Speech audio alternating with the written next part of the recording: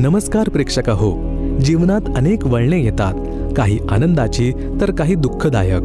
पण कधीकधी असेही प्रसंग येतात की जिथे माणूस पूर्णपणे खचून जातो, कोणत्याच दिशेने मार्ग दिसत नाही. अशाच एका संघर्षातून बाहेर पडलेल्या एका व्यक्तीची आजची कथा आहे. श्री कृष्णा महादेव गोरेगावकर यांची, जे मूळचे तालुका माणगाव, जिल्हा रायगड, महाराष्ट्र येथील आहेत. पूर्वी एक कर्तव्यदक्ष सैनिक आणि सध्या बँक ऑफ बडोदामध्ये कर्मचारी असलेले कृष्णाजी आपल्या आईच्या आजारपणामुळे, स्वतःच्या गंभीर आरोग्य समस्यांमुळे तसेच घरगुती संघर्षांमुळे मोठ्या संकटात सापडले होते. त्यांनी सर्व देवदेवतांचे पूजन केले, पण जेव्हा जीवन मरणाचा संघर्ष त्यांच्या समोर आला तेव्हा कोणतीच मदत मिळाली नाही. त्यांचा विश्वास ढासळला, जगण्याच्या आशा कमी झाल्या. मात्र एका चमत्कारिक घटनेमुळे त्यांचे संपूर्ण जीवन बदलले. एका क्षणी जेव्हा मृत्यू त्यांच्या समोर उभा ठाकला होता, तेव्हा संत रामपालजी महाराज यांचा आशीर्वाद त्यांना लाभला. एका क्षणात त्यांचे हृदयविकाराचे रिपोर्ट बदलले, त्यांना नवजीवन मिळाले आणि त्यानंतर त्यांनी सद्भक्तीचा मार्ग स्वीकारला. आज त्यांच्या आयुष्यात शांती आहे, समाधान आहे, कुटुंबात प्रेम आणि समरसता आहे. ही कहाणी आहे संकटातून मुक्ती मिळवण्याची, श्रद्धेच्या नवीन प्रवासाची आणि खऱ्या संतांच्या मार्गदर्शनाने लाभलेल्या मुक्तीची.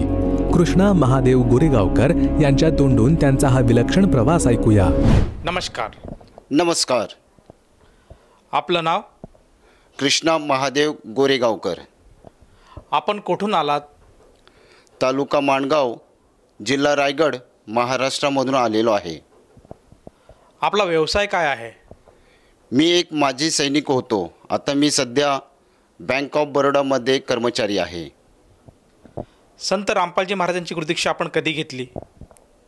संत रामपालजी महाराजांची गुरुदीक्षा 22 जुलै 2018 गुरुजींनी शरणामध्ये घेतलं. संत रामपालजी महाराजांची गुरुदीक्षा घेण्या अगोदर आपण व आपला परिवार कोणती भक्तिसाधना करत होतात?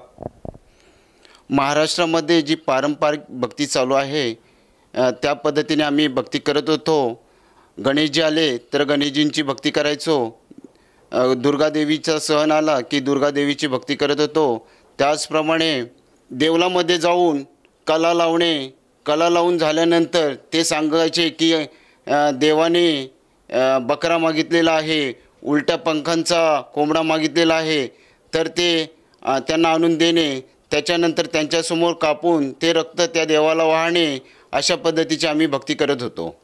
सर, जसं तुम्ही सांगत आहात की महाराष्ट्रामध्ये जी पारंपरिक भक्ती साधना आहे ती आपण करत होतात, तर असं असताना संत रामपालजी महाराजांचा मार्ग आपल्याला कसा कळाला आणि काय कारण जमलं की संत रामपालजी महाराजांच्या शरणात आपण आलात? ही एक मोठी कहाणी आहे. मी जेव्हा सैनिकांमधून रिटायर झालो तर मी घरी आल्यानंतर 1 वर्षाच्या आतमध्येच माझ्या आईला कॅन्सर झाला. माझ्या आईला कॅन्सर झाल्यानंतर मी प्रत्येक हॉस्पिटलमध्ये तिला घेऊन गेलो. आईचं वय झाल्यामुळे सर्व डॉक्टरांनी हात वरती केले. डॉक्टर म्हणाले की आईचं वय झालेलं आहे, ऑपरेशन होणं असंभव आहे, परंतु ते आता देवाच्या हातामध्ये आहे. मग आता देव कोण, यासाठी सर्व देवी देवतांकडे धाव केली, परंतु कोणत्याही देवी देवताने माझ्या आईला वाचवली नाही. शेवटी 6 महिन्यानंतर त्या आईचा अंत झाला. तिने शरीर सोडलं. शरीर सोडल्यानंतर देवांवरची जी माझी भक्ती होती ती उडाली आणि मी भक्ती करणं सोडून दिलं. मी बँकमध्ये जॉब करत असताना माझ्याबरोबर संत रामपालजी महाराजांचे एक शिष्य होते. ते सतत वारंवार मला सांगत होते की आपण खूप दुःखी आहात, घरामध्ये कष्ट आलेले आहे, खूप टेन्शनमध्ये असताय, तर आपण हे पुस्तक वाचा.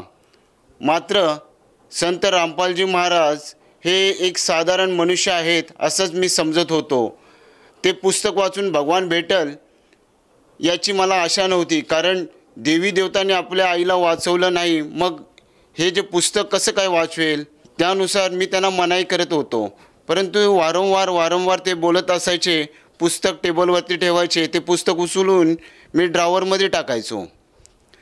असं करत असताना जेव्हा स्वतःवरती संकट आले, मी बँकमध्ये ड्युटीवरती उभा असताना अचानक मी चक्कर येऊन खाली पडलो. मला माझ्या बँकेतील कर्मचाऱ्यांनी उचलून तुरंत कलंबोलीमध्ये सत्यम हॉस्पिटल आहे, या हॉस्पिटलमध्ये घेऊन गेले. तिथे माझं ECG केलं गेलं. तिथल्या डॉक्टरांनी तुरंत सांगितलं की तुम्ही यांना हृदयविकारांच्या स्पेशलिस्टकडे घेऊन जा, कारण हे अटॅक होऊ शकतो आहे. सुरानंद शेट्टी हॉस्पिटलमध्ये आम्ही शिफ्ट झालो.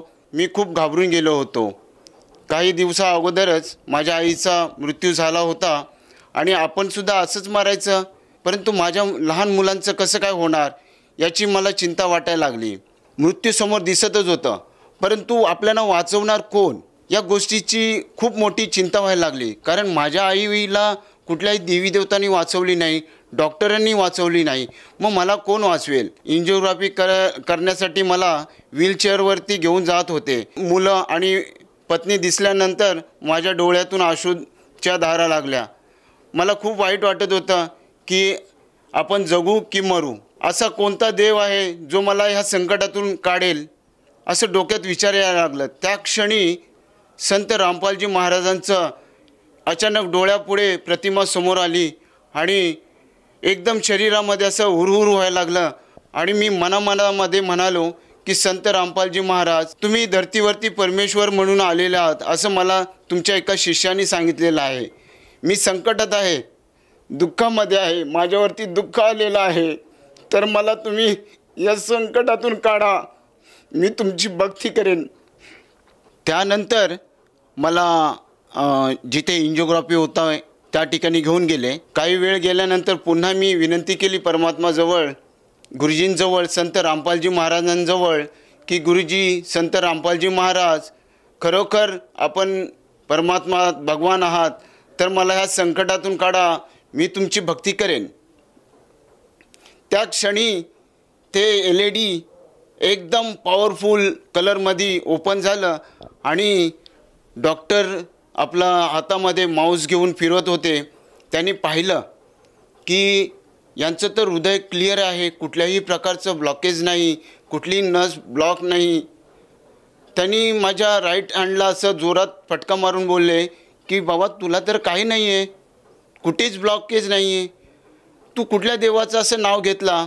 परंतु मी मूर्ख मानव, मी त्यावेळेस काही बोललो नाही आणि त्यांचं बिल पेड वगैरे केल्यानंतर स्वतः ड्राईव्ह करून मी 140 किलोमीटर महाडपर्यंत गाडी ड्रायव्हिंग करून गेलो. त्यानंतर मी समाजाच्या पुन्हा त्याच्यामध्ये विसरून गुरुजींना गेलो, संत रामपालजी महाराजांना गेलो.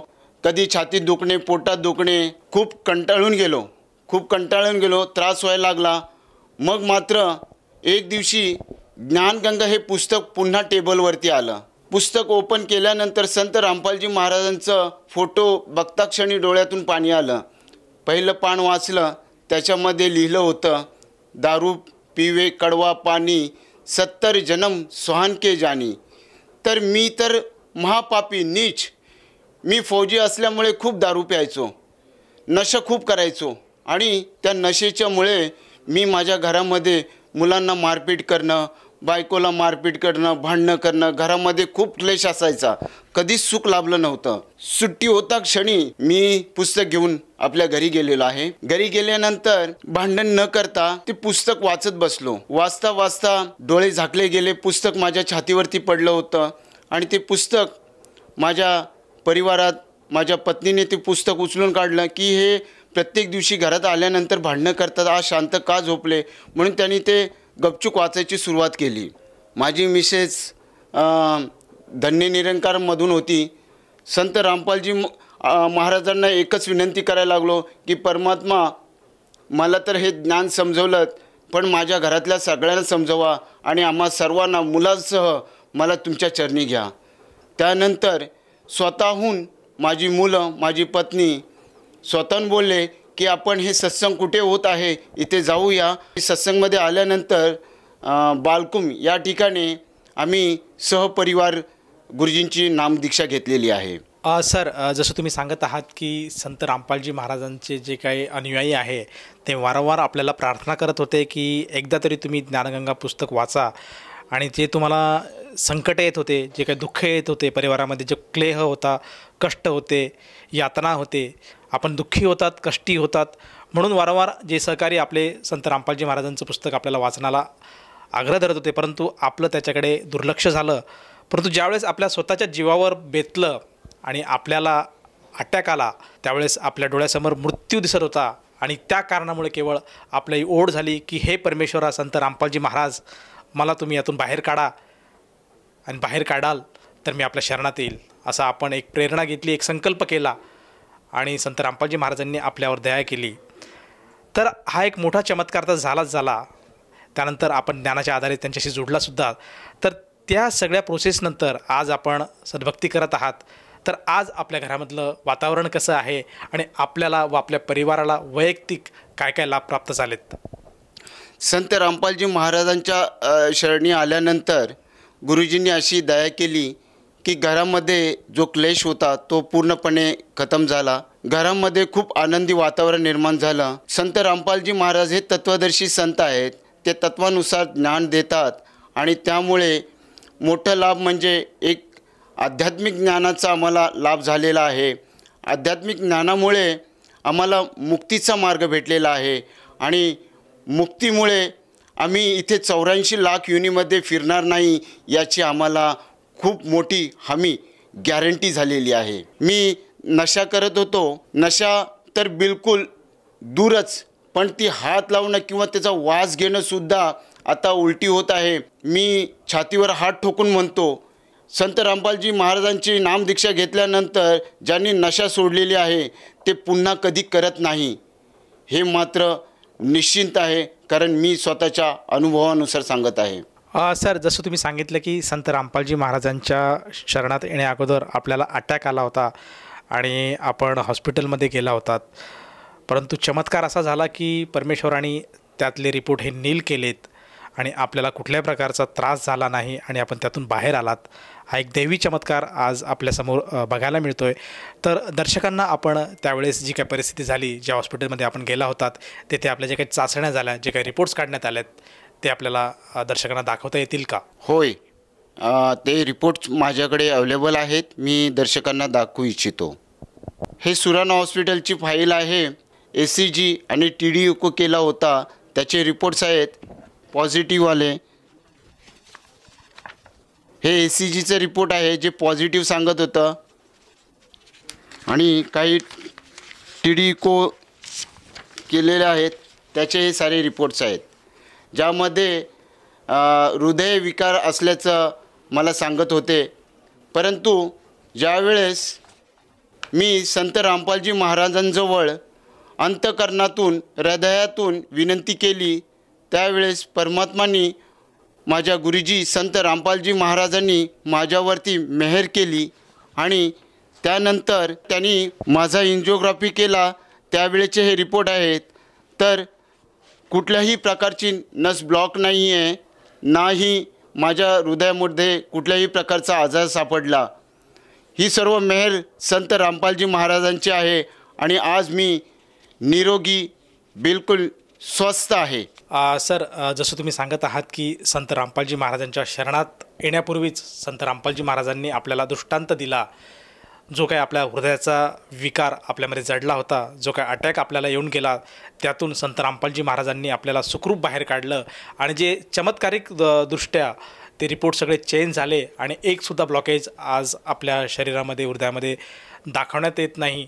म्हणजे परमात्माची दया आपल्यावर झाली. तर आपल्या ह्या अनुभवातून आपण जे आज रोगी आहेत, कष्टी आहेत, जे नाना प्रकारच्या दुःखापासून त्रस्त आहेत, रोगापासून त्रस्त आहेत, काही शारीरिक, मानसिक, आर्थिक स्वरूपात जे काही आशेचा किरण शोधत आहेत की कोणीतरी एक संत, कोणीतरी एक शक्ती जी आपल्याला या संकटातून बाहेर काढेल, अशा स्वरूपात बरेचसे लोक आज समाजामध्ये बघाव्यास मिळतात आणि ते अंतःकरणापासून परमात्माचे शोध घेत आहेत.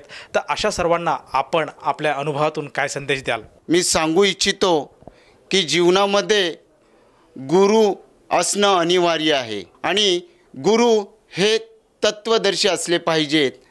आज धर्तीवरती तत्वदर्शी संत म्हणून परमेश्वराच्या रूपामध्ये संत रामपालजी महाराज आलेले आहेत आणि ते आपल्या जीवाचं कल्याण करत आहेत.